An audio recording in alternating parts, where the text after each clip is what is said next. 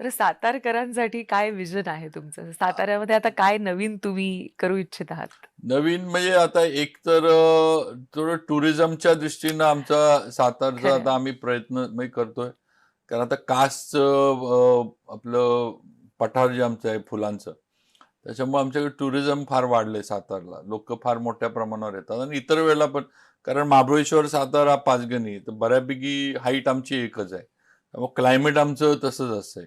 आता नवीन महाबळेश्वरमुळं आता आमचा हा वरचा जो सगळा भाग आहे, म्हणजे जावळी तालुक्यातला सातारा, पाटण हा सगळा नवीन महाबळेश्वर ह्याच्यात आलाय. त्यामुळे तिकडं पण गव्हर्नमेंटनं आता बऱ्यापैकी डेव्हलपमेंट नवीन करायचं केलंय.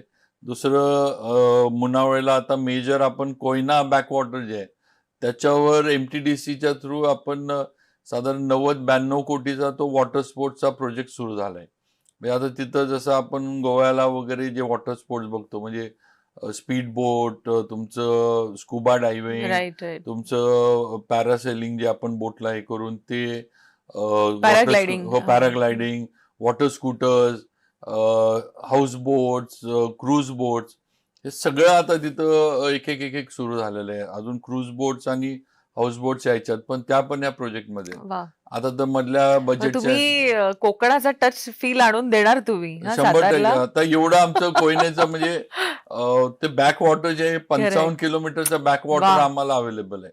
वाह! तर आता टायगर प्रोजेक्ट तिथं सुरू झालाय. म्हणजे चांदोली आणि कोयना ह्याच्यातच टायगर प्रोजेक्ट सुरू झाला. आता तिकडं पण त्यांनी 3 टायग्रेसेस बाहेरनं आणून इंट्रोड्यूस केल्यात. त्यामुळे तिकडं हे टायगरचं जे पॉप्युलेशन आहे ते वाढण्यामध्ये होईल. आपोआप त्याचं टुरिझम चालू होईल.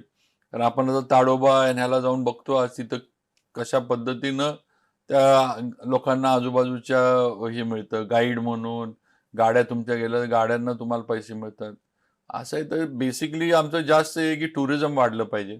टुरिझमच्यामुळं आमचं हे वाढावं कारण थोडं इको सेन्सिटिव्ह झोन, डोंगरी भाग असल्यामुळं आणि काही भागामध्ये जिकडं पूर्वी एम-आय-डी-सी वाढावी अशी अपेक्षा होती, तिकडं आता इरिगेशन झाल्यामुळं म्हणावं तसं आहे ना, आम्हाला जमिनी एम-आय-डी-सी वाढवायला आमच्या एरियात मिळत नाहीयेत.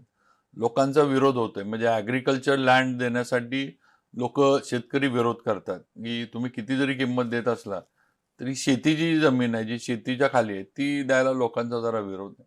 जे पडून आहे, बॅरन आहे ज्याला आपण म्हणतो किंवा जिथं पाणीच जाणार नाही, ती मिळते. पण तिथं एम-आय-डी-सी जाणं जरा अवघड आहे, असं आहे. हं. आता पर्याय एकच आहे, की टुरिझमकडे जास्त वळणं आणि त्याचा फायदा. असे पण आता नुसतं त्या कास प्लॅटूमुळं शनिवार, रविवार हजारो लोकं येतात. वासोट्याच्या ट्रेकमुळं हजारो लोकं येतात. आता तर मुनावळ्यापासून म्हणजे जिथे वॉटर स्पोर्ट्स आहेत तिथून वासोट्याला परवाच्या बजेट स्पीचमध्ये सीएम सरांनी रोपवेची घोषणा केली आहे. त्यामुळे ते एक नवीन अट्रॅक्शन होणार आहे, की तुम्ही रोपवेनं पण वासोट्याला जाऊ शकाल. असंही आहे. बाकी मग इन्फ्रास्ट्रक्चर वगैरे तर चालूच आहे. शहरातले काँक्रीटचे रोड्स वगैरे करणं, जिल्ह्यात सुद्धा जे आहे नुसतं शहरातच मी नाही बोललो, पण जिल्ह्यात सुद्धा आज बराच निधी आम्ही सी-आर-एफच्या माध्यमातून आणला. म्हणजे मी मिनिस्टर झाल्यानंतर नाबार्डचे बरेच नवीन प्रोजेक्ट सगळीकडे सातारा जिल्ह्यात चालू आहेत. आता पुढच्या आम्ही हॅमची 2 मोठी कामं चालू आहेत. पी-डब्ल्यू-डीच्या माध्यमातून पुढचे आता हॅमचे प्रोजेक्ट्स आम्ही घेतोय. येणाऱ्या ह्याच्यामध्ये आता 10,000 किलोमीटर आम्ही नवीन जे करणार आहे त्यात आम्ही धरतोय. अ, थोडं गडकरी साहेबांच्या मागे लागून सातारा-पूना हं, हं. ह्या हायवेची पण जरा कनेक्टिव्हिटी अजून चांगली होईल, ह्या दृष्टीनं आमचा प्रयत्न चालू आहे.